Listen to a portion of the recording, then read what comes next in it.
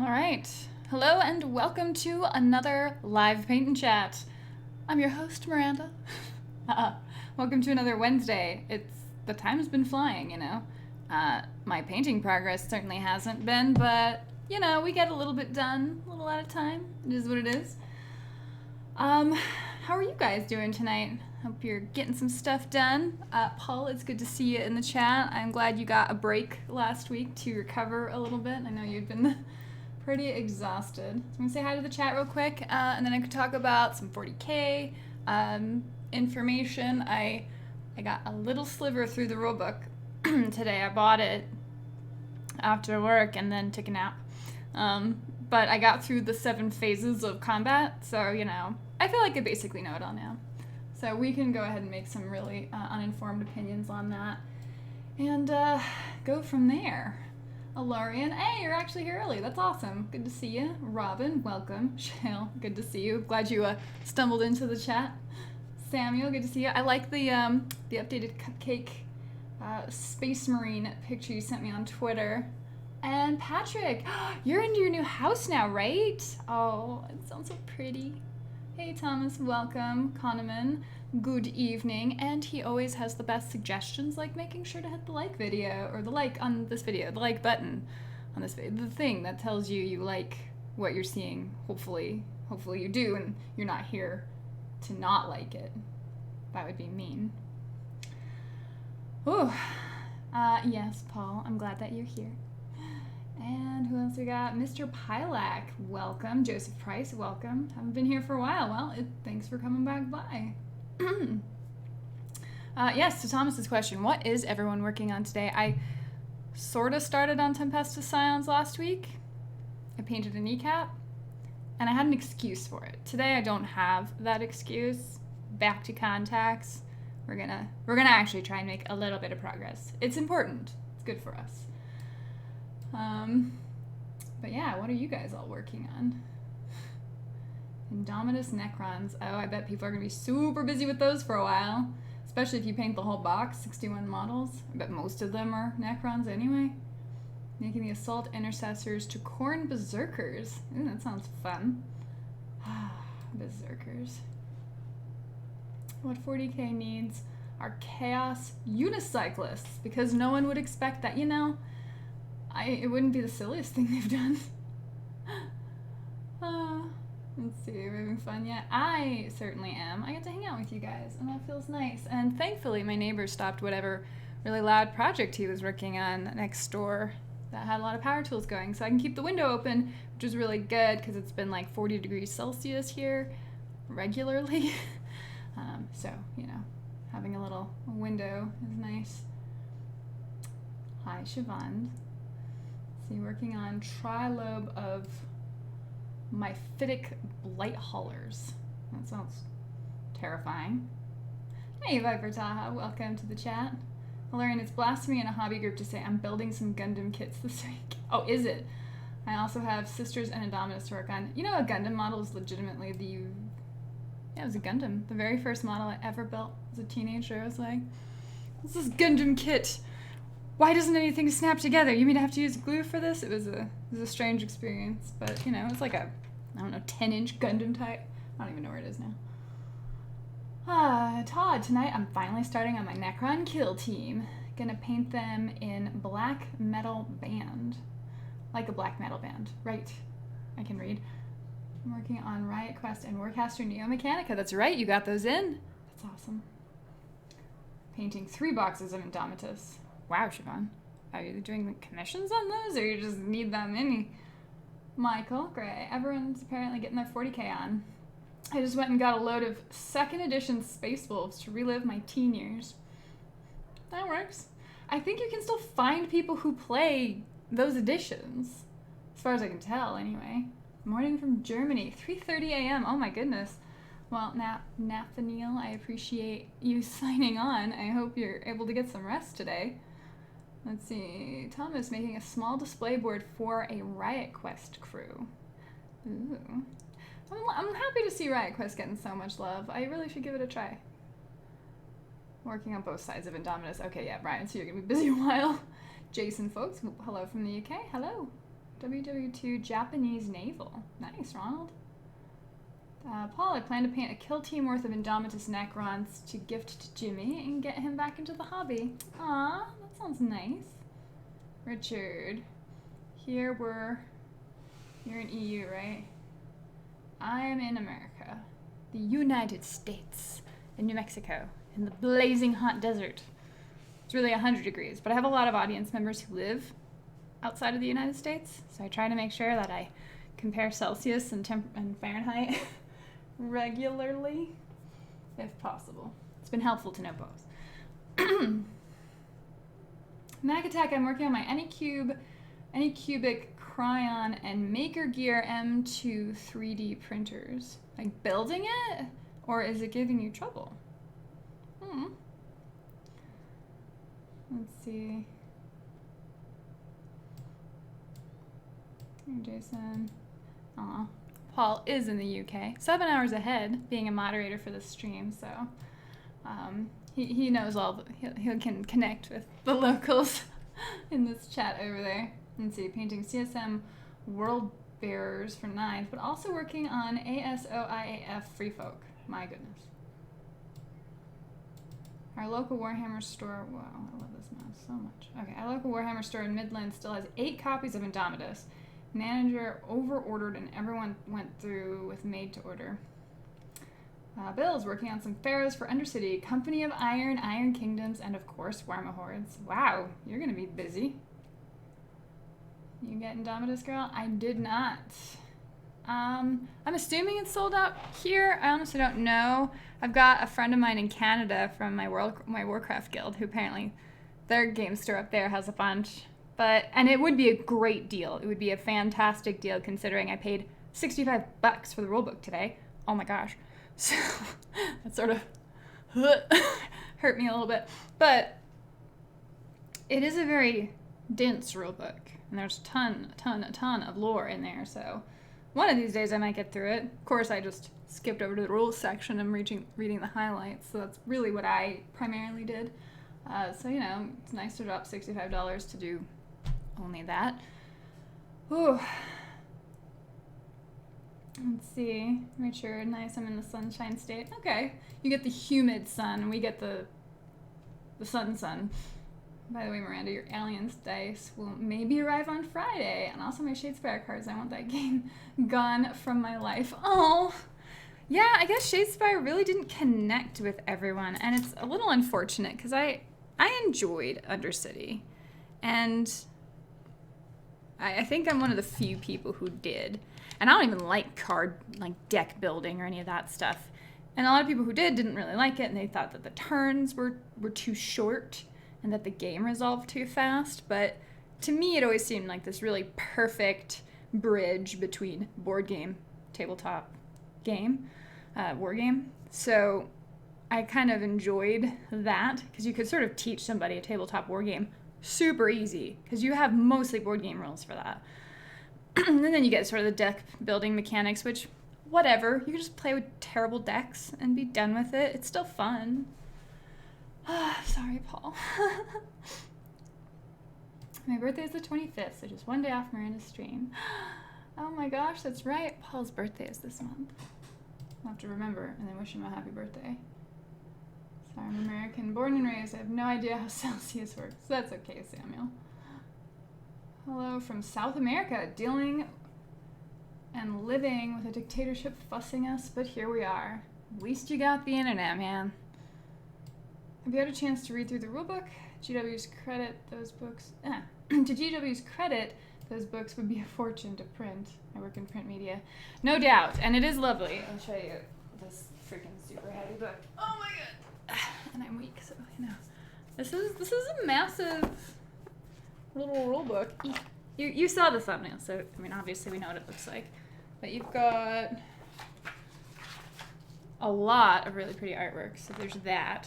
But yeah, like 370 pages worth of information, artwork, pictures of armies.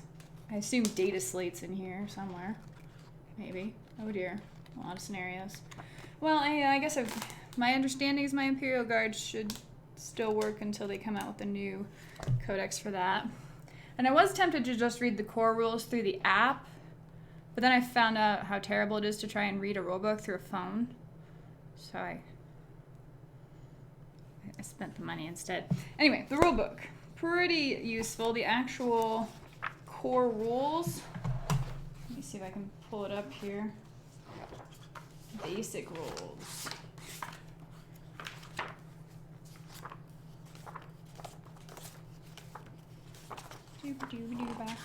So as far as I got, I basically read between pages 195 and 253 before stream. So out of that rule book, this amount right here, that's the rules. Those are the rules for you. Now, obviously, after you get past that, it talks about battle-forged armies and the necessity of those, and then you get into a bunch of different play styles, open war, matched play, or whatever they're calling them now. And then, of course, the Crusade Rules, which I have not gotten to yet. So, yeah, I've just been reading the how-tos and comparing what 8th edition was to this edition. And the changes there are changes, but there's not that many. So that's actually been helpful. Let's see here. Anyone see the Beirut explosion? No. But I think I'll have to check back on that one, actually. Fixing my printer, driving me nuts. Oh, Mac Attack, that is frustrating. I'm sorry, man. Bills will want to see your pharaoh when they're done. Yeah, Brian, Bills, Thomas wants to see your pharaoh when they're done. I gotcha. Let's see, I have Horde's army, also Circle Order, end of Mark 1 army. Also Circle Older, end of Mark 1 army. Well, the same models can still be used, so you're still really good at. Miranda, why did you buy the Cliff Notes version of Rules? Paul has been really loving the Indominus box. I've been painting up. He's been going all waifu this, waifu that, more waifu. I'm sure. I enjoyed Warhammer Underworlds a lot, but I have no interest in keeping up with the massive card rollover. Yeah, there's that, and I guess I haven't done that at all, so I'm just, with the cards I have, I'm done. Let's see, old school rulebook, like second or third. Yeah, it's a chunker, that's for sure. I prefer book versus in hand versus screen. So I'm curious, I'll try out the app subscription for a month or two to see if the quick reference stuff actually works well. And I have an older phone because I'm cheap and don't like to spend money, so I don't know how fast it'll be on my phone. And I'm always worried about how much it's going to drain the battery just having the app open, but we'll see. Douglas, hello from Georgia, USA. Just getting back into 40K after 20 years or so. What timing? You have a brand new edition, so what, good 3 years probably? At least? Tonight, reading time with Miranda. Well, I'll talk a little bit about the rules. I didn't get through them too terribly much, and I do still intend to actually put paint on this model. So, theoretically, 2 things will happen tonight. Reading a little bit from the rulebook, explaining what differences I've noticed, and getting paint on my Tempestus Scion, who theoretically is another unit that needs to get done, and just for whatever reason isn't feeling as exciting as painting up a Catachan. There's no ridiculous amounts of muscles or screaming face to paint, so, it is what it is, but we'll get through it. Let's see, Miranda was correct last week when she said Paul's looking after his folks' pets. Yeah, poor Paul was so tired last week. He took a break. But you guys were great. It was fine. I'm really excited about Crusades. Baronessa, welcome. Yeah, no, I'm curious to see the rules to that, and I haven't gotten to that. I just went through all the core stuff. So the Crusade rules, I'm assuming a bunch of people are going to have campaigns for. I know back when we were all allowed to go to the game store, I would just have one-off games, but I wonder if that will change sort of in a long term and be more timey, I guess, in that regard. Let's see, Crusade Rules look awesome, but damn, you need some honest opponents. Yeah, my guys are all alive and all got perfect upgrade. I think it's supposed to be done with friends, presumably? Maybe, I don't know. So you could make any Grimkin. What would it be?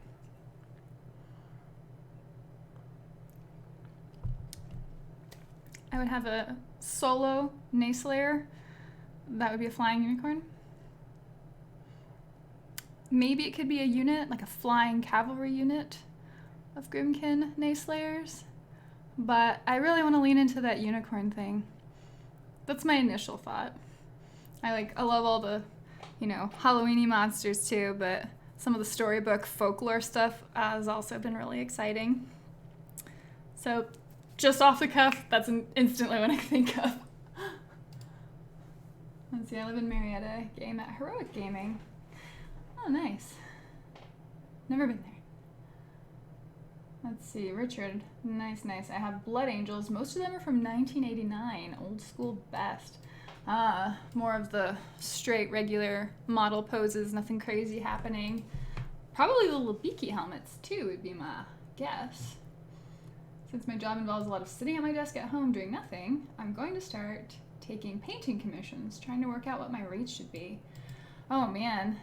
I would just scout around and see kind of what other people charge. I know there's different levels, like, fast tabletop ready job and like higher, maybe 3 tiers of it or whatever, like basic, medium, and super fine detail. And so you would charge based on that. And some people charge based on the MSRP of the model from 1.5 times the MSRP, or more, twice or 3 times or whatever, to paint it. Sometimes it's on an hourly basis, but the thing is, if you're a slow painter, you don't necessarily want to punish your customer for that. So you try to kind of do it by job, would be my guess. I don't know, just making stuff up here. Anyway, it's kind of cool. You can kind of do that as well. Duncan, they're finally doing a Dragoon to give the Dreadrots a buff. That checks that box. That'd be pretty cool. Greetings all. I was a little held up in conversation today. Well, that's good. You're out talking to people and hopefully getting to interact with other humans. That's awesome. I know that's not common for everybody right now. So, you get here when you get here. That's fine. You can join us live. You can follow up later. Whatever. I hope you're doing all right. Let's see. Lorian, do like the night vision goggle look of the Scions of their last rifles and their last rifles that look suppressed or something.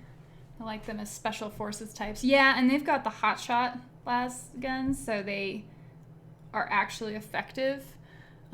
So they're useful to have in general. Obviously, they're really helpful for kill team because you want to be able to get, weapons onto the table that are pretty effective. But I'm sure they'll be fine in 9th edition too. Maybe. I don't know. I haven't checked any of this stuff. I'm just painting up what I have. I figured I'll work with it. Douglas Ingrams. Cool beans, sir. I am a native of North Georgia, but now reside in Central Florida. Did you know that Florida is the only state in the Union that you have to drive north to get to the south? Yes, I know friends from Florida say the further north you go, the farther south you are. Condiment, Miranda, you should see my last video. I think you would make your mouth water. Rekka Lamb? Okay, I'll have to check it out. Richard, Hugh, multi-melta upgrade is so awesome. Heavy 2, strength 8, damage D6, D6 plus 2 under half range. Yeesh. Ugh. Well, the melta rifles are ridiculous. Like the unicorn in Cabin in the Woods. Was there a unicorn? Oh, yeah. I have to see that movie again.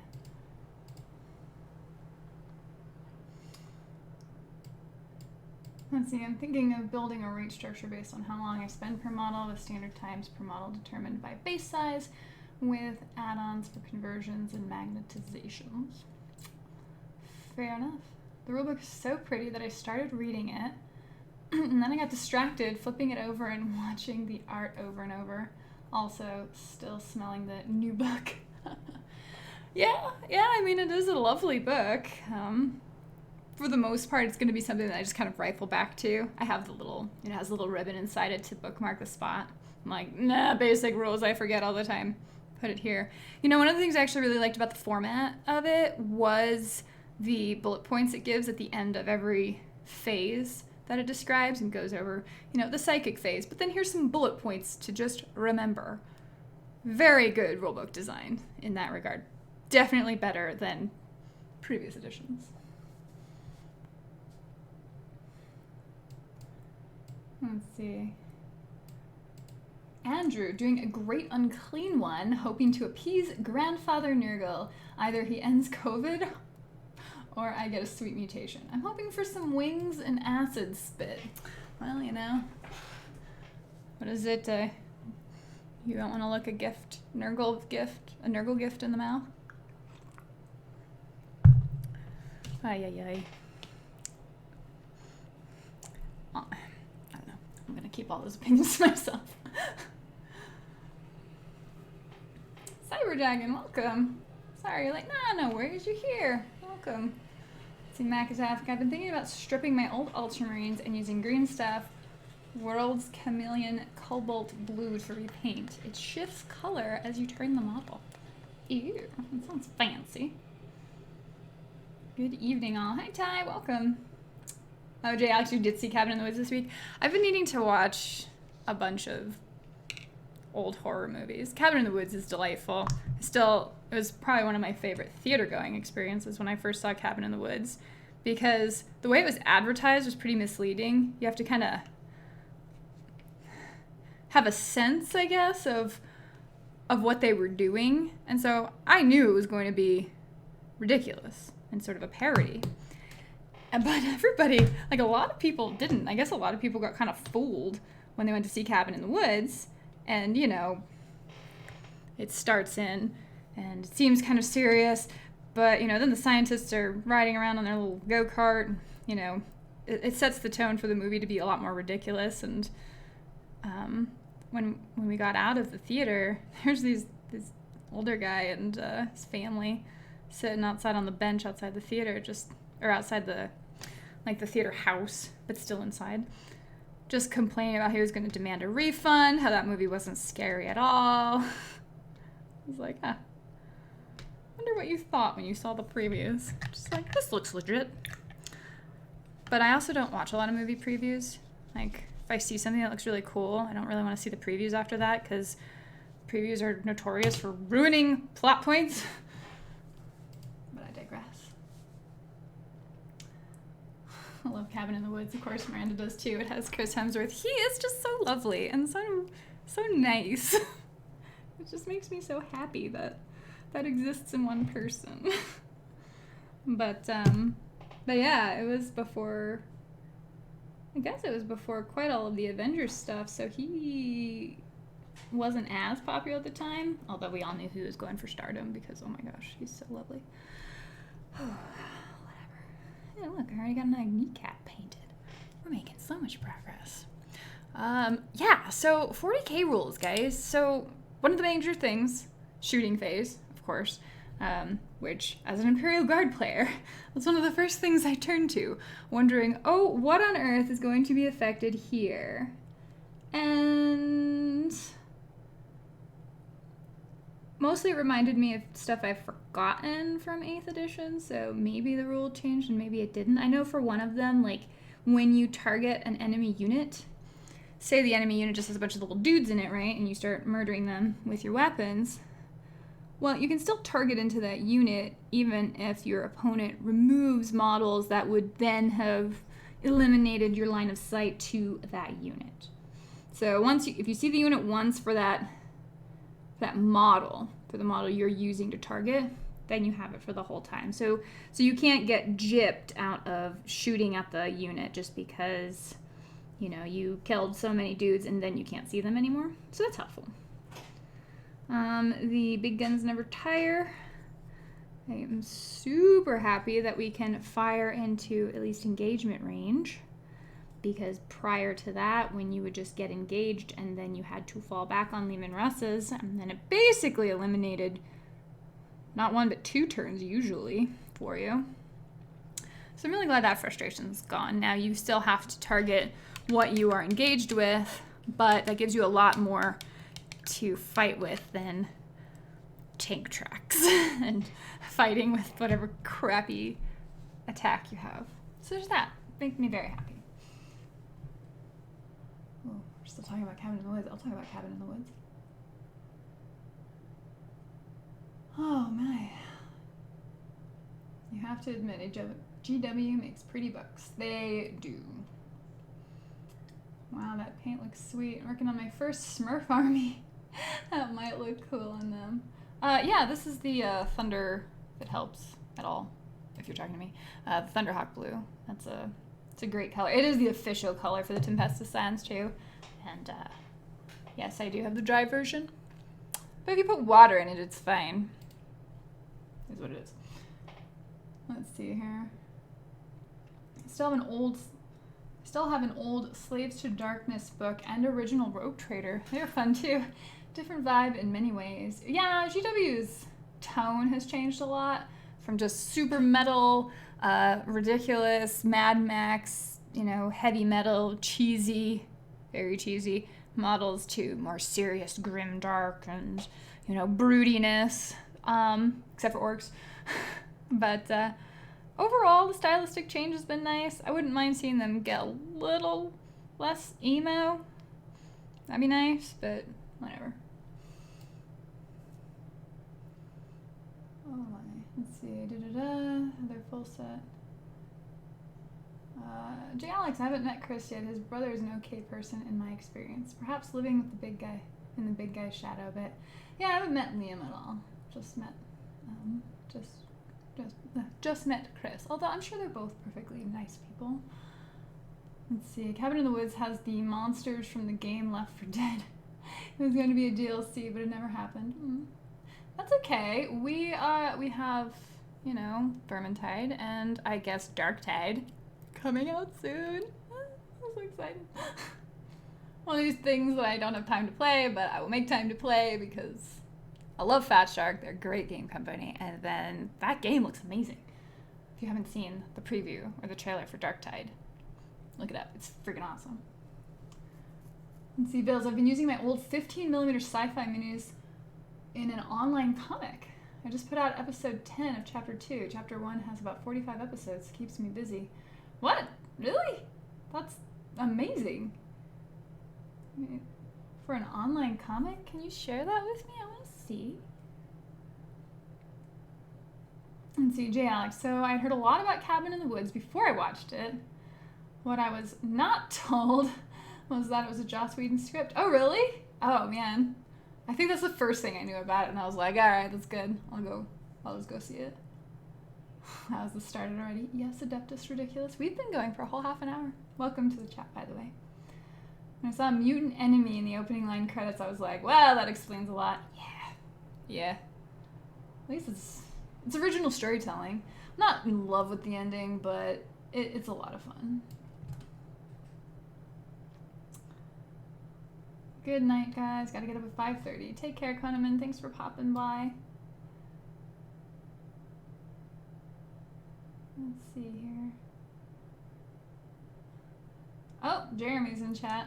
He's gonna make fun of me for using my dry Thunderhawk Blue paint, but it's okay. Well, hi, Jeremy. Hope you're doing all right. Not working too crazy. No tank shocks yet? No, not yet. Not yet. Let's see. About to start working on Indominus. Going to take a while to get through all that stuff, though. Push fit is your friend, though. At least there's that. My friend Flo got it, and the push fit style that just makes the assembly a lot easier. Now, if you're going to modify a bunch of stuff, that may be a different story, but if you're just assembling and getting it ready for painting, that part will at least be pretty fast.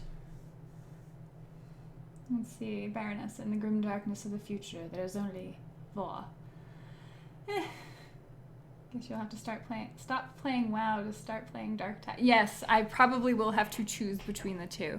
Right now I'm raiding like twice a week on Warcraft, and as much as I enjoy hanging out with my guild and friends, Warcraft is basically the only game I've been able to make any time for, while theoretically doing stuff in the tabletop scene. So yeah, I probably will have to take a break. Just be like, we're starting a queue anyway. It's an ugly dungeon. But I have been farming gear for it, so I guess I'm ready. I'll do it for a few weeks, just so that they're good to go. And then I'm going to take a break and play some Darktide for a while. Probably work out something like that. Let's see. I hope you know we're playing Dark Tide on day 1, Miranda. Fat Shark even liked my tweeting mentioning our Vermintiding today.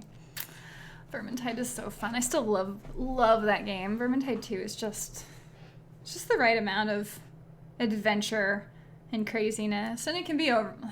I need to put more time into leveling up my characters because I've been horrible about it.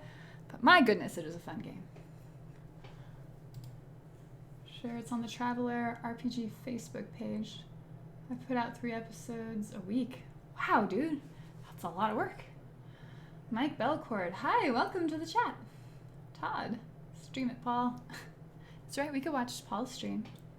Let's see. Wild Wing Zero. Working on the Blade Guy right now, painting them as Blood Ravens. Ooh. Well, Wargamer Girl, I have bought the right one. Once you pointed out there were 2 types of Thunderhawk Blue. Gray? Yeah, it is a grayish, but it's a very muted blue. I really, really like that color, though. It's a kind of a denim-y look to it. But yes, pay attention to the little text there. Let's see here. You going to get into Cyberpunk 2077? Probably not. I don't know. Like, I haven't played Necromunda. I haven't really been excited about the urban sci-fi kind of look. Doesn't quite speak to me. I'm assuming by Cyberpunk 2077, that's what the aesthetic is, without knowing anything about it. By the way, how's your eye? I was completely concerned about that. I'm sorry. It wasn't that bad. It did take a few days, though, to stop feeling scratched. So I just wore glasses literally until today. So it's fine. Carlos, it's worth saying that the Indominus box set was one of the best push-fit sets I've built since I didn't have to cut the pegs shorter and glue the pieces together to avoid huge gaps.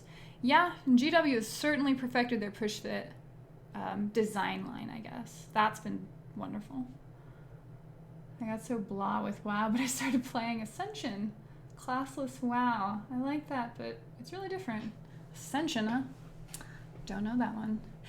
I probably wouldn't be continuing to play WoW if I wasn't in a guild, though. Like, having the group makes a big difference. And kind of people you can interact with. And, you know, it's sort of like a coworker environment where we all are on and we do raids or help each other get through dungeons or get ready for something. So that's probably the most fun element. But if I were just solo playing, I would have quit months ago. My next stream will probably be the horror game Visage, as Miranda wants to see it. But geez, it's so scary. And I play a lot of horror. I know, I love watching you play your horror because I'm way too chicken to play horror. Back when I was still doing Media Glitch reviews, which hopefully we'll get back to at some point, I remember reviewing a game called The Crow's Eye, which was a first-person horror survival-ish game. It was a very psychological horror. And I mean, it was light. On the scale of 1 to 10 in like scary video games, it was probably like a 2. And I still lost my mind. But I finished it. I did finish it, but my goodness. I just do not have a good tolerance for it. Elliot, hey Miranda, you got me into Hordes and taught me to play. Thanks so much. Well, I'm so glad. Are you what army are you playing? Are you playing Circle? Are you playing some Grimkin, which are amazing? I'm really happy to hear that. Alex, catching the stream live for the first time, going to sleep. It's 4 a.m. over here in France. Well, Alex, thank you so much for popping by. Get some rest, though, for sure. Thanks for watching the stream, even if you don't catch it live, though. Cyberpunk 2077 is going to be the next Skyrim. I've never played Skyrim. Full confession.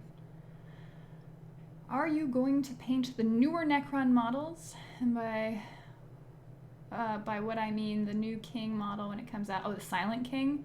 No, I mean, I'm not really collecting a Necron army.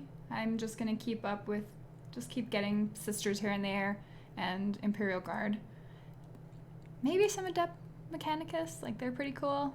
But Necrons, they're beautiful, really cool army, but I'm not going to be painting them up. Let's see. So many video games. So, are you going to play some sci-fi skirmish games with us at Valhalla? Probably going to play some Rogue Star Wars, Starbreach Hunters, and 5 Parses from Home. I will give all of those a try. If you like cyberpunk and war games, then you would like Infinity. You know, New Mexico actually has an amazing Infinity community. Like, they're the best group of friends, like, globally. There's this wonderful couple here in town who live over on the west side that host the yearly Rumble on Route 66 tournament for Infinity, where they have people come in from all over the world, and it got canceled this year because what hasn't been canceled? But they are so wonderful. They have parties at their house. They have all kinds of people who in the community who constantly are building terrain, because Infinity terrain is extremely in-depth and dynamic. But like the Facebook group is always super friendly, and everybody's, you know, constantly getting along and sharing stuff, and it's this huge camaraderie. I've never seen that in any other single meta to that extent. And I'm really jealous of it. Like, it's something I really want to be part of in a way, but at the same time, like, I just can't get myself excited about playing Infinity. I've gotten myself excited about playing Aristea. That one's fun. It's just the arena board game. But man, the Infinity, like the army building list, which you have to really kind of do online, which has some benefits on its own end for that. But like, it seems too granular for me as far as, you know, building your model so precisely and to such a custom level. And, you know, you can have stealth units where you can swap lists and there could potentially be no models on it because they're all in stealth. The way they handle it seems really interesting, but it does not appear to me as casual a game as, well, coming from Warm Hordes, it sounds hypocritical, but it doesn't sound as casual a game as I'm interested in playing.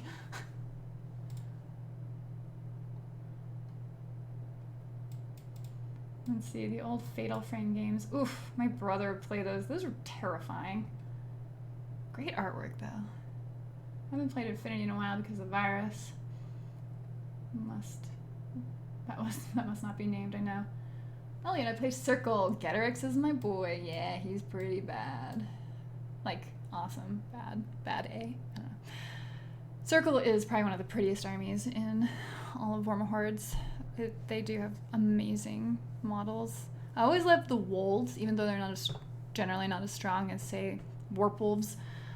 But yeah, they've got a great aesthetic. And they're really tricky to play. Clive the Kiwi from New Zealand. Hello, welcome. Wish you could commit to I wish I could commit to as few 40k armies as you. It's just an effort thing, you know? Jeremy's gonna teach me a couple of those games over the Labor Day weekend. Hey, that'll be awesome. I'm glad you guys will get to hang out. Carlos, you said New Mexico? How's the weather over there usually? I'm doing cross-country dove with my dog, so a lot of frequent stops. Hopefully it's not super hot like it is here. It is super hot. Pretty well every day. Now, we are in the monsoon season of New Mexico right now, where it rains pretty frequently, like up to 4 times a week, we'll say.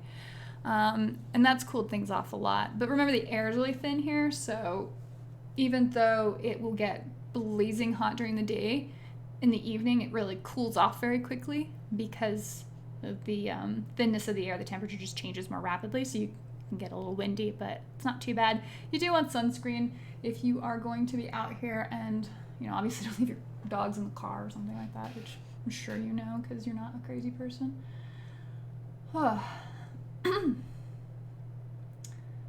Let's see, by the way, JW are messenger friends, and they've both seen my work on your Facebook page. Oh, awesome. Douglas, I used to live in a little rural town in Arizona, New Mexico, on the border at Old Route 66. Oh, okay. Yeah, way out there. Somewhere past Gallup. Infinity is a heavy game. Yeah, I think that might be a better way to describe it.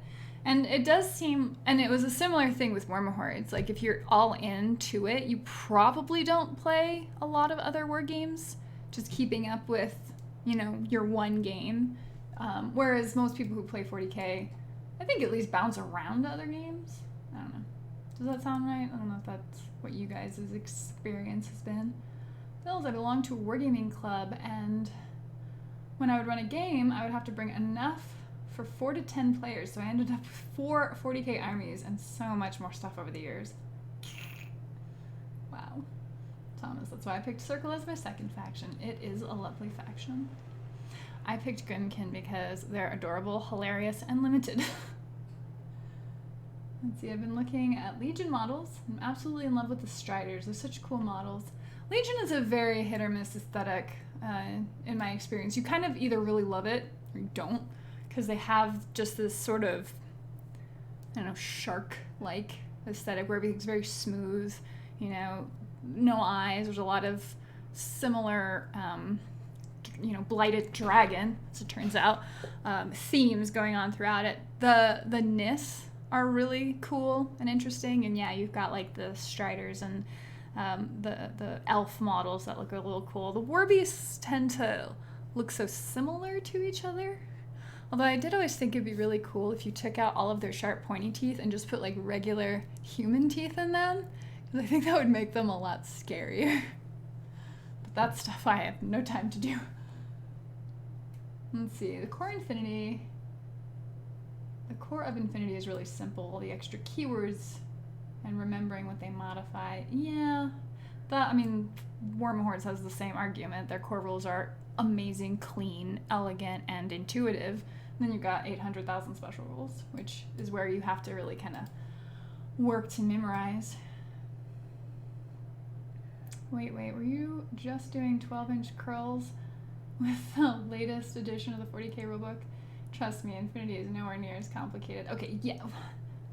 There were like less than 50 pages, like 25 pages, front and back, of rules. I mean, it's not bad. And each page, 2 pages really dedicated to each phase with like bullet points. 40k is definitely a beer and pretzels kind of game where you just sort of, yeah, I'm gonna do this and move my models around and okay, I'm gonna go to the bathroom, you take your turn. Whereas Infinity, you don't get those breaks because even when your opponent's playing, you're constantly like reacting to stuff. And I just don't know that I want to have to pay that much attention. I mean, and I've watched very, very drunk wargamers get through it, so I'm sure it's not so complicated, but yeah. So much Ouroboros love in here, my goodness. Yeah, I got my Circle army only because they were all werewolves and druids riding werewolves. It's fair. It's totally fair. There are a lot of druids. Arizona's monsoon season thus far has been a disappointment. We've had rain twice in the past month. Rainy seasoned my foot. Yeah, I've got another friend of mine down in the Tucson area, and she got to see all the fires. It was super exciting, and I was only slightly worried about her. Let's see, Pound Trick. Anyone else on the Privateer Facebook page participating in Louis Nin's P-Pint a Day Paint Challenge? No. What Space Marine army are you painting? These aren't Space Marines. These are Tempestus Scions of the amazing Imperial Guard, the Astra Militarum, the backbone of the Imperium, the cannon fodder for the Emperor. And my friends.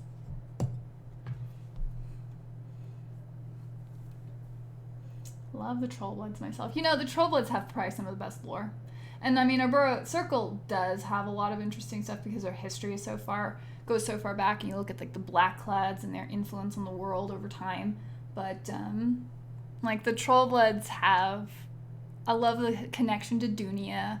I love the like kind of their tribalistic culture that's also mixed with a bit of modernity because they interacted with humans so much that they have taken from that too. And so they're just an interesting and like, I hate to keep using the word dynamic, but they are. They're multifaceted as a group, and they all have sort of these different elements. Some of them really want to separate and keep the tribes unified away from humanity, and some don't mind it as much, and, you know, some are more warlike than others.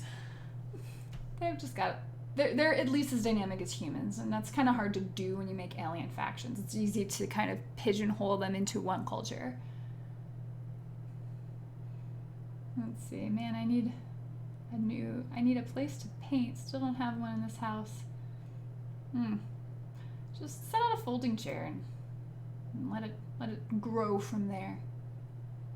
Let's see, it really doesn't have many rules. There's a lot of keywords that modify rules, and that's where the feeling of rule complexity comes from.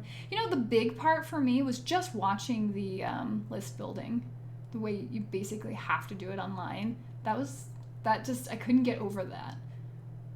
Let's see, the UK is expected to have a heat wave matching the temperature of the Caribbean. No need to go on holiday.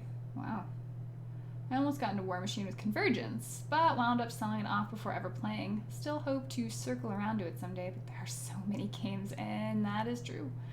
Started Worm Hordes with Circle, took several year break, then started Kadar, and the Rona happened. Oh, I know. Let's see. I prefer reactive miniature games. I started crafting a miniature game several years ago, and it's been sitting on my to-do list file for the past 4 years. Yeah, I know so many people who've kind of invented a rule set or sort of started a mini game because, you know, you play after a while and you're like, oh, this particular rule bugs me, or this type of style bugs me, and you want to fix it. But man, finishing those kinds of things is hard, and it dedicates a lot of time, and after a while it starts demanding time that you really want to put to something else, and that's the real grind of it. So I don't know, hopefully you can get through it. I mean, Kickstarter's going great with all kinds of new games that are built, so never know where you could end up with it. Adeptus Ridiculous. Wolves all the way. Company of Iron would be best. I hear ya. I would love to see solo play for something like Company of Iron, but I think the rule set for it needs to be streamlined a bit after they got a little too happy. That'd be exciting. Let's see. I enjoy doing conversions, magnetizations. I've done the same thing after looking at some models I've cobbled together. Yeah, all of that is way too intimidating. I like painting exactly what I have in front of me, and then it's done, and then I'm like, oh look, it's a painted model. And then, you know, it doesn't end up having the parts that I need, and I'm like, oh, I guess I have to get another one. Different styles. I always thought I'd really enjoy like the magnetizing and having all those options, but practically it just never worked out for me. So hats off to folks who can do the whole magnetization thing and super customize their minis, because yeah, that is not easy. Let me check how this Skyon dude is doing. Oh my gosh, there's so much gold. We should get some gold on here. I love the solo rules. Nice for lockdown. So they have their war table online game, which is just a web-based POG simulator. But you can practice with the rules there. So technically you can remote play there. And then some people have done some really good job in the Steam Workshop for Tabletop Simulator as well. None of it's solo play, but I guess you can still play games with other people without, you know, needing to interact on any human level. The thing with 40K is you also need to know the rules in each and every army book. I would also say that the Infinity Imagers are positively gorgeous. They're very fun. I'm not a huge anime person, which I feel like they're more modeled after, so it's sort of like you love it or hate it type of thing. They're nice, like they're certainly dynamic, but they always seem so fiddly for me. It's why I would not go out of my way to go putting together a lot of Nighthaunt models, because of that fiddly element, which is like, oh no, you're gorgeous and intimidating. I'll put together some dwarves. I need something I can drop. Play Signar because we like to, but we like to butt into everyone's business whether they ask us or not. Signar isn't exactly like that. And do remember, a lot of that's led by, it's different from one king to another. Vinter Relthorn was a crazy, horrible person, and King Leto was not. And he also had his whole court, which all had sort of different motivations going on there. I mean, Signar's history is actually a little bit more dynamic than just, one country just doing what they want. In fact, Kador is actually a little bit more typecast in that regard because it's led by the Empress who, what she says goes, and nobody's going to undermine the Empress. Even the Butcher of Kador, of Cardiff, is not going to undermine, Princess Ayn Vanar, or Empress. So they're a more unified front when it comes to invading lands or reclaiming old territories because they want to go back to pre-Iron Kingdoms, pre-Orgoth. They actually had this huge, vast land that included all of what became Lael.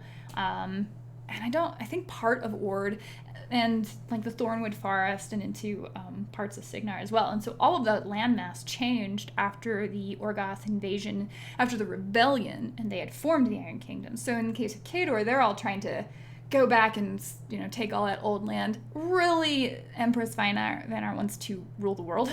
Like, she has zero interest in stopping her expansion.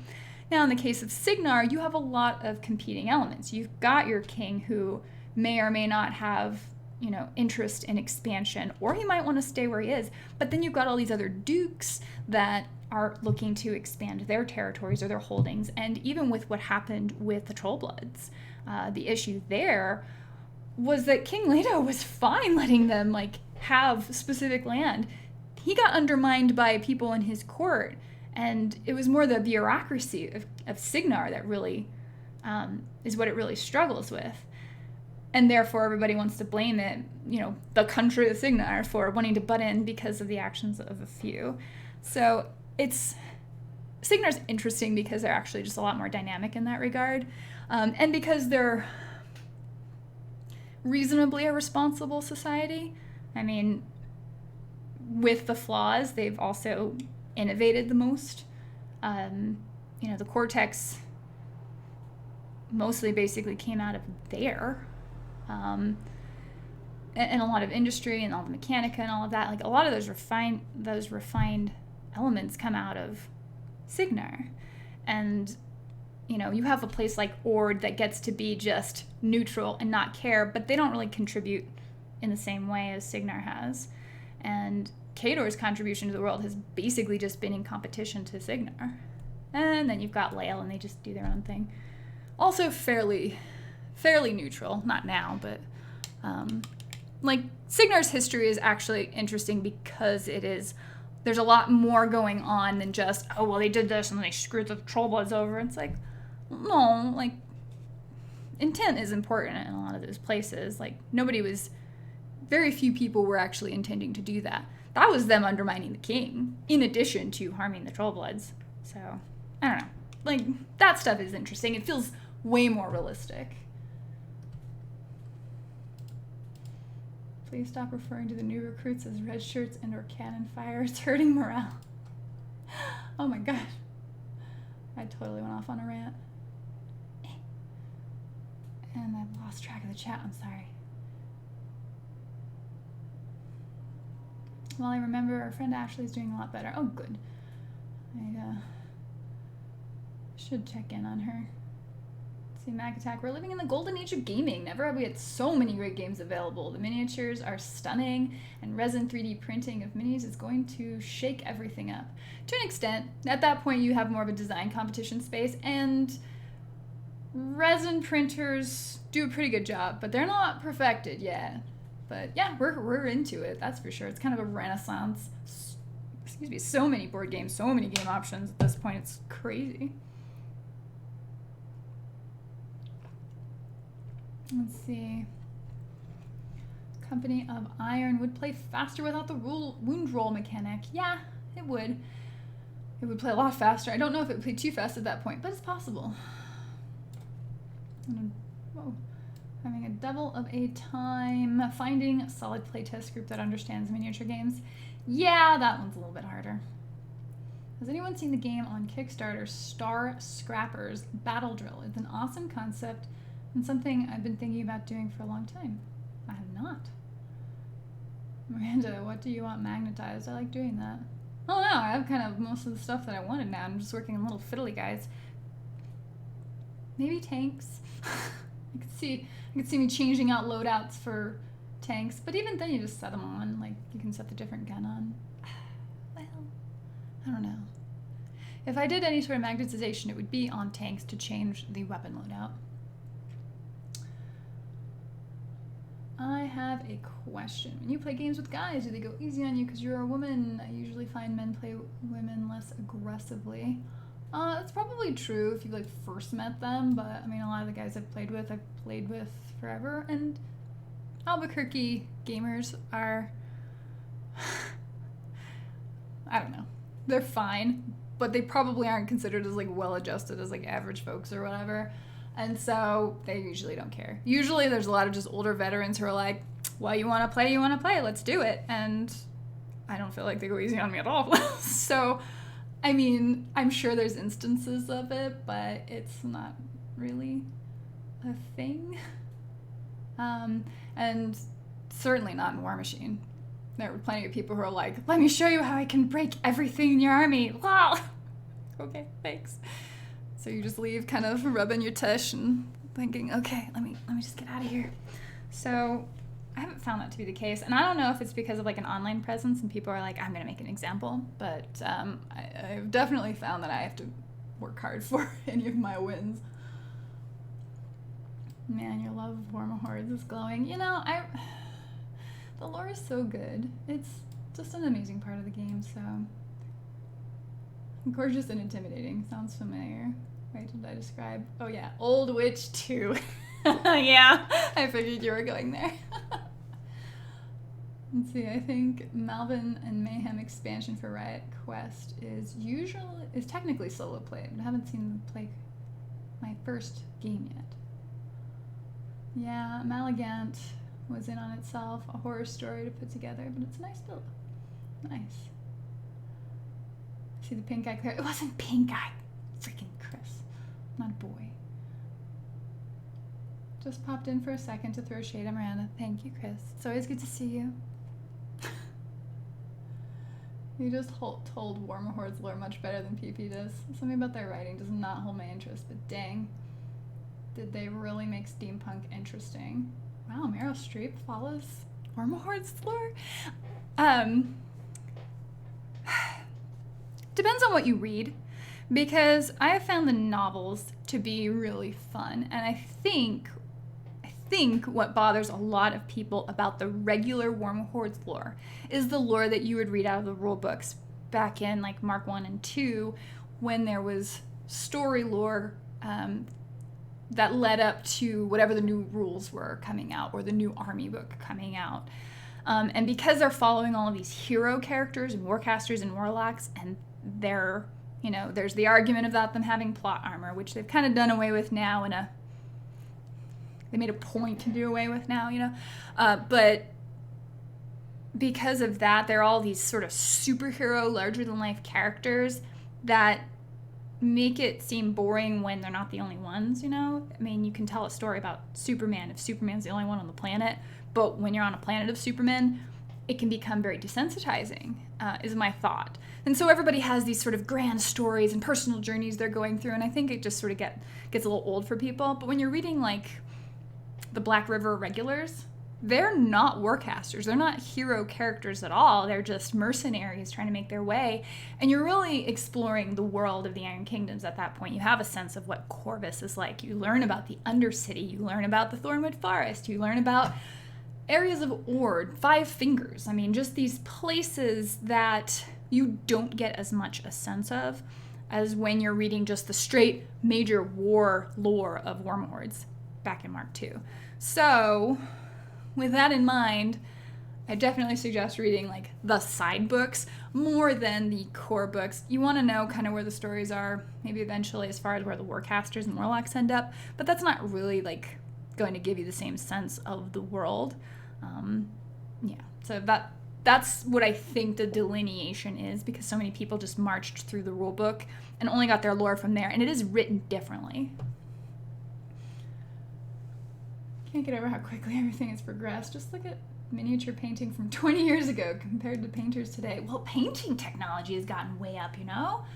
You've got like the contrast paints that have brought in more people, and you've got, you know, washes, liquid talent right here. And it's probably been around a while, but, you know, you got generations of gamers who are teaching their kids this hobby, and it's not got the same, like, social outcast element as it did in the 80s and probably the early 90s. YouTube has so much in pushy hobby skills forward. Has done so much in pushing hobby skills forward. That's true. That you can look up anything right now. Sounds like she's on her way to a narrative storytelling career. She's in it to win it. Hey man, wait till you see my show. I had to do so much lore research for Wormhordes, just to make sure I had the setting accurate. And even then there were some things I missed because I always found there to be a bit of a flaw in the maps that you find in the Iron Kingdoms. Like, it's really frustrating to try and make out what is where, and especially when it comes to roads. So that, I struggled with a bit, but no, like, the more I read about it, the more you could tie stuff in. You learn about the Orgoth lore and the way the rebellion lasts. The rebellion lasted hundreds of years. I mean, there's so much happening during that time. The idea of, like, the first human to have magic. These are things that they don't talk about really when you're just playing the game. And it's why we have the Infernals, but a lot of players don't know that's the reason because they don't know what really started it. They're like, oh, I don't know, Thamar, some god person, made some deal and sold us all out. And you're like, no, it was more complicated than that. But yeah, it's great. Very exciting. Hey, Brian, I saw your tweet Instagram today about the Highlander sword. I have no advice for you. I trust exactly whatever it is you're doing because what the picture you showed me looked fine. Although, was that Ryan's old sword? I was asked to ask you. Let's see here. Diego, I really adore the lore of Wormhordes. Coming from Warhammer originally, I just love how dynamic and well balanced everything is.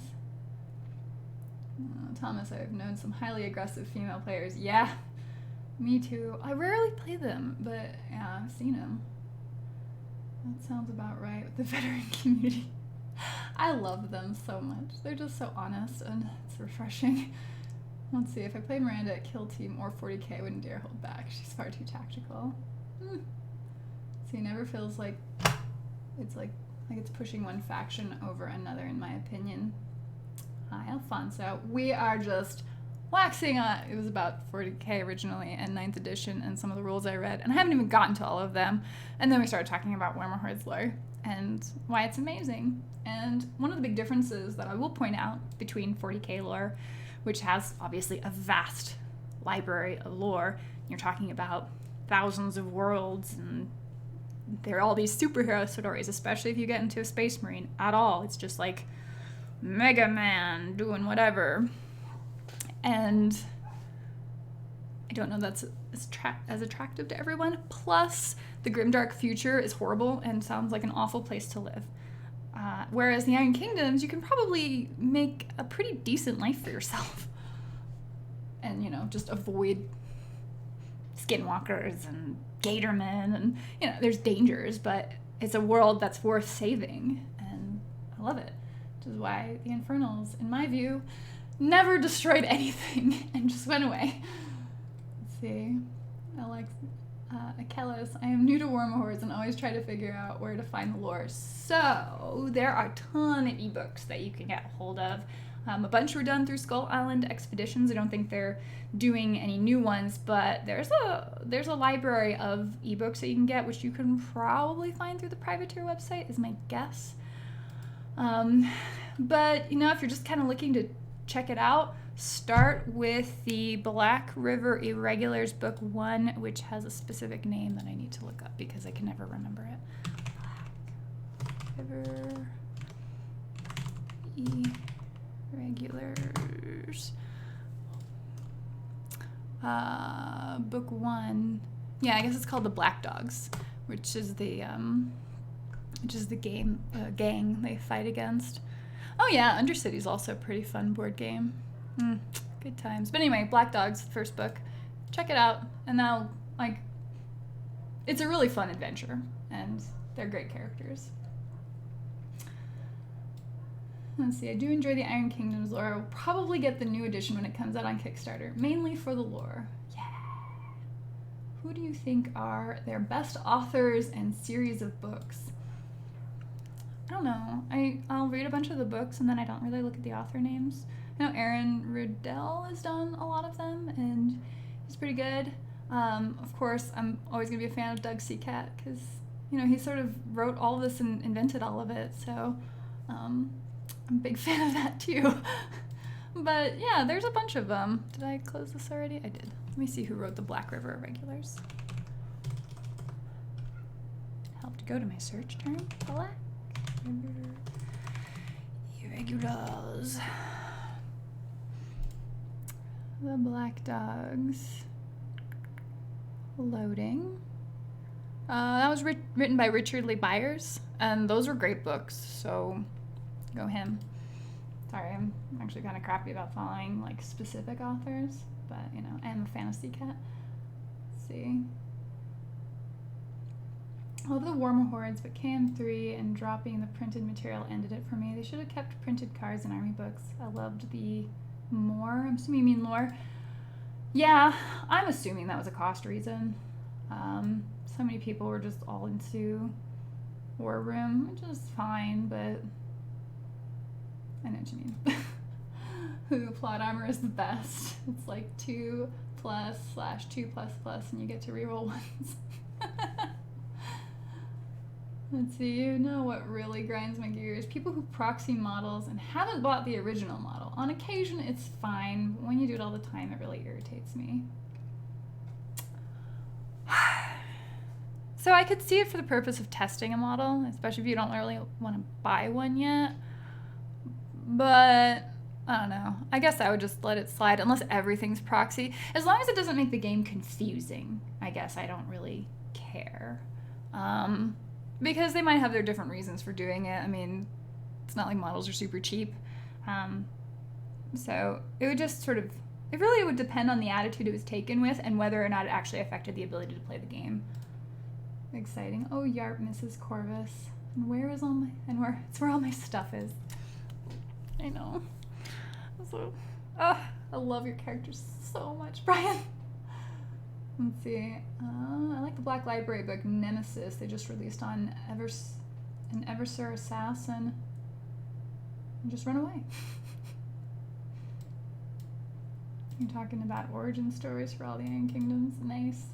I read a lot of them. I read like, I don't know, I have a spreadsheet somewhere that I made to keep track of it because I had to put them in chronological order, which wasn't super obvious at first, but I tried to read them in story chronological order. So yeah, I made an Excel sheet. I put like the approximate time frame they take place in and the name of the book, and then I highlighted whether or not I read it or not. I got through most of them. And then I had to edit a show. Let's see, the Malcontents novels were really entertaining. So fun. I fondly remember Larry Corella. You are sharing my sentiments. Man, I love listening to a person being excited about their thing. Well, I certainly do get excited. Cyber Dragon, I absolutely love the Warhammer Hordes lore. Gosh, there's so much love in this channel for the Warhammer Hordes lore. It's like making a Kickstarter for the new IKRPG is like a really good idea. Absolutely love the Warhammer Hordes lore, both old and new, and totally agree with you about the side novels, which are some of the best. Sad to see the mag go, with all the lore that was in it. The magazine was great. I'm sure it wasn't like the easiest thing to put together, and running a magazine isn't cheap. Even when I wrote for Ravage magazine, like from CMON, it's an expensive business to be in, which is one of the comments in the chat earlier had mentioned about even the 40K rulebook. I mean, print medium is not a cheap thing to keep up with, and if you only have so much of the fan base really participating in it, then it's gonna be what it is. And I don't think anybody was really exploring the cool side scenarios that they had in No Quarter Prime, which were great. And I missed the Gavin Kyle files. Like, remember those? Just wonderful. I've saved most of the magazines. I think I have most of them now. So let's see. They're crediting May back because of the broken Saya. I'm going to dock some resculpting of the dragon, methinks. Totally trust whatever it is you need to do, Brian. You know way more about that. Let's see. Yes, I remember our Iron Kingdoms chat. You texting me and looking up lore. This is too much. Oh my god, so much. Well, I had to really organize a lot of things in short order. Heard that War Machines RPG was getting ported to D&D 5th edition. Yes, it will, as my understanding, According to their announcement, it is 5th edition compatible, which should get a lot more people into it, is my hope. It's a horrible life to live. That's why everyone dies. There you go.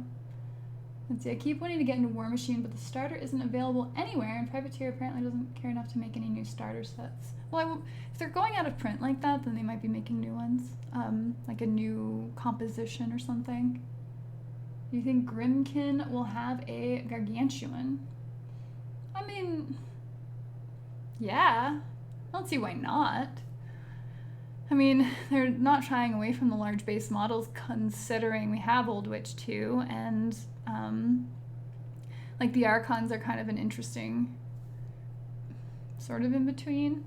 Now I think they're exploring the Archons a lot now, but I mean, that's only a short bit of the lore, so yeah, I could see them getting a Gargantuan. I'm trying to think of what it would be, because you have, I don't know exactly what it'd be, because everything in the Grimkin world, they are either the Defiers, yeah, against Minoth, who came back to be Warcasters like the Heretic or like the Dreamer, and then there are the monsters that they have taken down.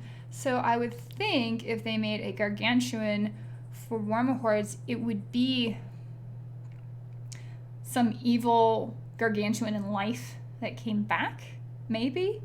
Unless it was some sort of, you know, amalgamation of all kinds of things with multiple faces and like all kinds of creepy stuff coming back that, you know, was sort of just a grouping of evil, bad things.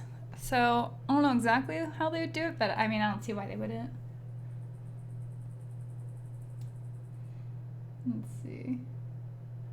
Also, long time no talk. I know! Good to see you. Let's see. Oh, goodness. I'm sorry. I keep losing track of the chat here. Alright, I'll look into it and see. There's a drop-down option on PP's website for digital copies of the book. There you go. 40K universe is freaking depressing, and every Space Marine novel is like reading a serialized version of the Avengers movies. So, I mean, it's a style, right? You love it or hate it, probably. I still need to get through Cadian Blood. I want to read about the Imperial Guard life because, like, that seems a little bit more relatable and gritty and fun. But Hell's Reach, the thing you can watch online where they took the audiobook and did a visualization of Hell's Reach, that was actually really well done. And then, of course, the original fan fictions are just stunning. Let's see, okay, I'm out going to play some giant stompy robots. Robotech. Have fun, Richard. Let's see. I like to listen to Warmahordes and Warhammer 40K novels on Audible. The readers are so good. I wish Black Dogs came with my box of units I bought during that special sale last year. There you go. You're ready to go. So, I've never played War Machine Hordes. So, is it 2 games? 1 game? Same thing? Okay, so War Machine and Hordes have 95% of the same rules. Hordes plays only slightly differently in how the Warcaster, your main like quarterback character, and like the beasts that he rolls with operate. So there is a little bit of an inverse rule between those two, but other than that, they're basically identical. It's just the War Machine side of it are essentially humans and humanoids who have technology, and the Horde side are all of the wild, naturally forming, some unnaturally forming creations from a lore perspective. And then when you play them, I mean, you can play one against the other. It's just there is a slight difference in, again, how Hordes interacts versus War Machine, but 100% compatible. I hope that makes sense. So they're not really 2 games. They're part of 1 game. Does anyone do their own 3D sculpting? No, that sounds like a whole other hobby I can't afford. Are you telling me that a soda can can't be a Warhound Titan? Depends on what your friend says. Yeah, there you go. So people saying the things. Oh my goodness. I'm gonna have to skip ahead, I'm so sorry. Let's see, Jan Scott, I do enjoy some of the novels. The different Horus Heresy novels that focus on the Black Shields are good. Highly flawed metahumans trying to save both loyalists and traitors. Reading Blood of Kings by Doug C. Cat right now. Blood of Kings is a good one. And a lot happens in that world, because that takes you up to, what, 611 AR or something like that. And yeah, there's a lot of changes that happen. Let's see. I have no idea what you are discussing. How is Khalid?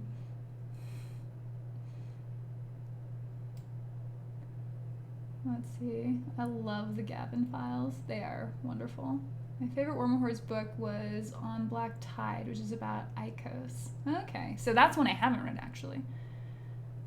Will they be starting to print Prime? No, they've shut down no quarter Prime, at least at this point. Let's see, I don't think I've gotten to those yet. I'm on the one about the Ultramarines right after the one about Vulcan. Goodness. Miranda, I think we'd all like to see you play through some no quarter Prime stuff. That would be dope. Yeah. The only thing is, you have to make scenario pieces for them, like terrain pieces for each of those, which I want to do, but it's, you know, time. My friend, time, that seems to escape me frequently, rudely. Katie and Blood is amazing, and Hell's Reach was an amazing book. See, and so you've got some strong ones in there for sure. What, in your opinion, is happening with War Machine Hordes? Like, lore-wise? I'm sure I understand. I'm not sure I understand your question. I also like the Warhammer 40k novels about regular people in Eisenhorn, which I think Eisenhorn's supposed to be the one that's getting an actual live-action show at some point. The plan has worked. No paint on the model tonight. There's some on mine. Let's see, Meryl, I remember reading a 40k. Oh, Timothy Alicorn subscribed. Thank you. Let me see. They were kidnapping the girl that could give birth to the perfect recruit. That really gave me hope on the 40k horror line. Grimdark done right. Oh, nice. That sounds horrifying. Your hair looks great. I'm never getting a cut again. I decided I'd curl it today. I was almost like, let me just do like Disney curls and reading my rule book, and then I fell asleep. So I didn't get like the picture I wanted to get. And then I figured I should probably read the rules. See, I'm off for the night. Thanks, Jay and Scott. Appreciate you hanging out. But 5:30 for a 4-mile jaunt and then off to paint a house. Don't do anything I would. I only ran 3 miles today, and I would never paint the outside of anything in this current weather. Warhammer stream gave me the cooler. Actually, I've talked a lot about Warm Hordes and lore instead. A little bit about the rules. Little bit. Hi, Owen. Yeah, I don't know. What are your thoughts on it? Are you playing 9th edition? Are you gonna? Maybe a big pumpkin head? Oh, as a gargantuan? Maybe? Like, I don't know. Big pumpkin head? Like a huge dread rock kind of thing? Yeah? You could do that. Or some sort of crow-themed one. Like, the murder crows are great. And so something that develops more of that theme would be really cool. But you gotta look at some of the old folklore as well. Because even the Old Witch, you know, she's based on Baba Yaga. And like the murder crows obviously seem to take a lot from the plague masks. So it seems like there's a lot you could do with it.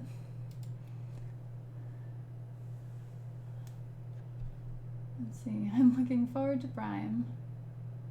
Sorry to digress. I was interested if Valhalla is still a go. So far it is. I'm praying it is. This is chat and chat. I got some paint. I got to talk about my Thunderhawk Blue. I made it. Evan, welcome. Let's see. Of the 40k novels I've read, I've quite enjoyed the Path to the Eldar trilogy, although mostly the middle book, The Path of the Seer, which was quite nice. Huh. By the way, Miranda was chatting with Table War Doug earlier, and he said, speak English more better, you, after I misphrased something. He's great. He's great. I am/have who knows for the Warhammer Hordes. Yeah, I know. But 9th edition, it's here. You can check it out. Also painting and lurking YouTubes. Well, thanks for lurking over here for a little bit. Appreciate it. Todd, oh goodness. Could probably do a literal spooky giant a la Jack and the Beanstalk. Grind his bones to make my bread, all of that. That would be pretty neat. Probably would be pretty cool. Some kind of giant. You know, there are giants in the world of the Iron Kingdoms. They're barely spoken of. They seem to have just, like, they're very rumored. And, you know, to be fair, in the Iron Kingdoms, you really only know of Western Imran. You have some implication of other islands, but they've only explored a tiny piece of the world, which I'm really hoping that the IKRPG kind of expands on, because, I mean, that'd be amazing. So you could maybe see a giant, but it's like he'd have to have been an evil, horrible giant that came back. But I would be all over that. That'd be amazing. This lore talk for Warma Hordes makes me wish people played in my area. Someone gave me a Legion of Everblight box that came with 5 or 6 models, and I like the bestial authentic mix with Tyrannid look. Yeah, there's a lot of overlap there. Pieces of 40k lore I liked the most was from the original Space Hulk Deathwing expansion. They had it spread throughout the rulebook. Fun read. Nice. Doug really checked up on my 3 kill team fat mats being sent during lockdown. It's because the Scorn captured them and enslaved them giants. Well, some of them, but I don't think all the giants are enslaved by them. And the Scorn, they're a brutalistic race, that's for sure.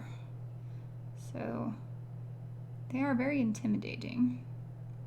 They've got some reasonably interesting lore. I can't say I'm a huge fan of Mortithurgy, but, you know, if you're into that sort of thing, then Scorn is for you.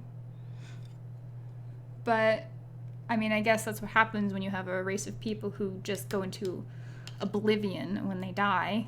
So the only way to retain your soul is to literally have them in vessels. So probably changes your outlook on life a bit, because there's no, like atheism is pointless in the world of the Iron Kingdoms, because there are obviously gods, and there's obviously an underworld, and there's like a whole, like, you know, lore system and structure to it. You know, the Strange Light Workshop, for example, explores even the interactions with like Arcane and spirits and the dead and all that. So the only ones that could come close to it would probably be the Scorn, but they don't like it because, you know, who wants their soul to go to oblivion if you know there's other options?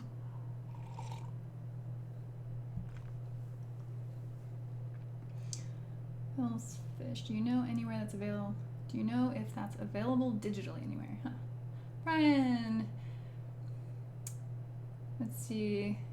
There were giants in the earth in those days when the sons of God came into the daughters of men, and they bare children to them, the same mighty men which were of old men of renown. It's a lot of words. Most of the lore is in the second D20 Monsternomicon, if I remember right. Oh. If you ever had a chance, I would highly recommend Fritz Leiber's books, Swords and Devilry, as a starting point. Old school fantasy at its best. Oh yeah? Fritz Leiber's. I'm going to open up a window before we end this so that I don't miss it. That sounds like an interesting idea. Huh.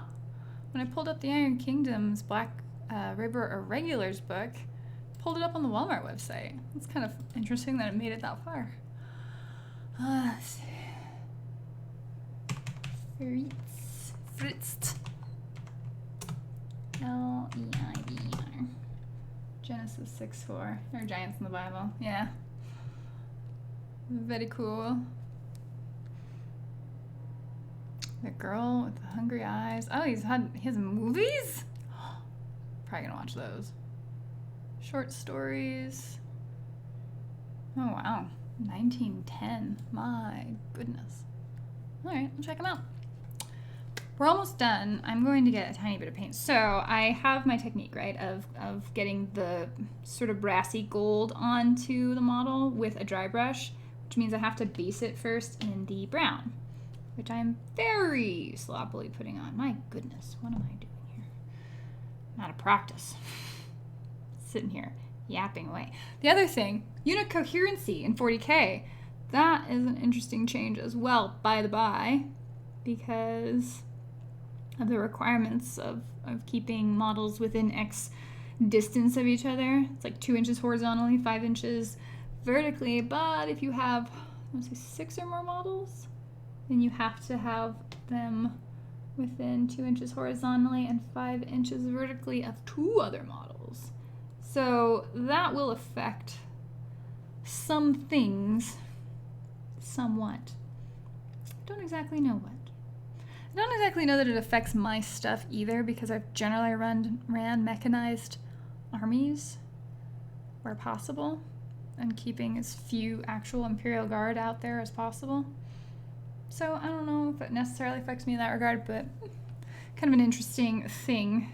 It'll definitely change the way the rule set works. This rule set, in my first impression of it, is definitely more of a refining of 8th than a whole new rule set, which I'm happy about. I liked the way ballistic and weapon skill were all set before. It was intuitive, it was fine. So they left that, which was good. I also think I'm happy about the fact that you can't modify a hit or wound roll beyond a 1, because you just don't get that super stacking that can make it feel really unfun. See, there are a few. The Nephilim, Goliath and his kin, the Unholy Grail, Fafred, and the Grey Mouser were iconic. Oh wow, nice. Wish I could find some of those old books nowadays. It'll affect my area denial with 30-man squads of Tyranid Harmagons. Oh, did you Conga line them before?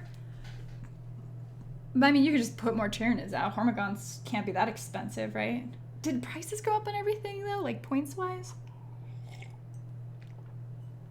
need to finish my tea. It's sitting here for 90 minutes.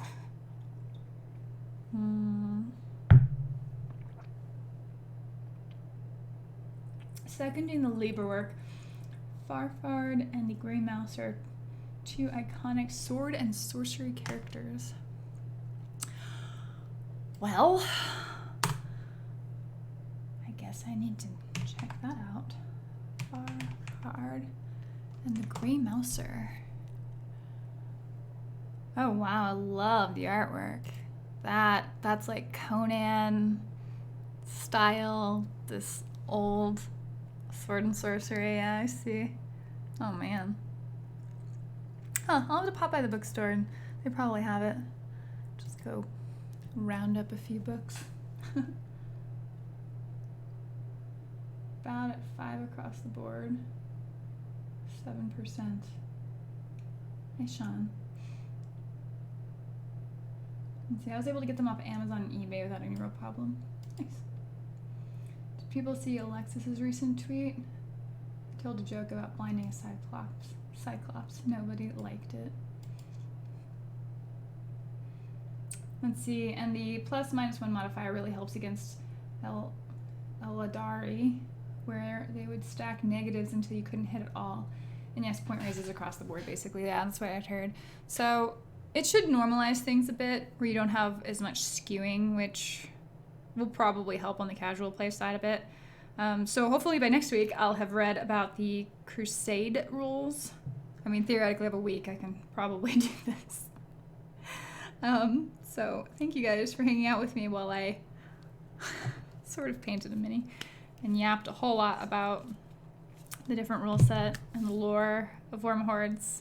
Just amazing, and everybody should read it and explore it and stuff. So there you go, my basic opinion of 9th edition rules for having owned it for 3 hours, 4 hours now, whatever. Let's see. Patrick, so I was able to finish Dez. I got started on Black Bella and decided to quit painting Warcaster. My original color palette isn't panning out like it did in my head. Crusade looks complex. Well, we'll give it a go. We'll see. And it'll really, I think they're going to end up being campaign rules is my theory on it, but I'll read it and see what it actually says. Right, so thank you guys. I appreciate you all hanging out on the stream. You probably got a lot more done than I did, but it was fun all the same. So we'll see you guys in another week and chat about something new, or at least something new I've learned. So you guys have a good night.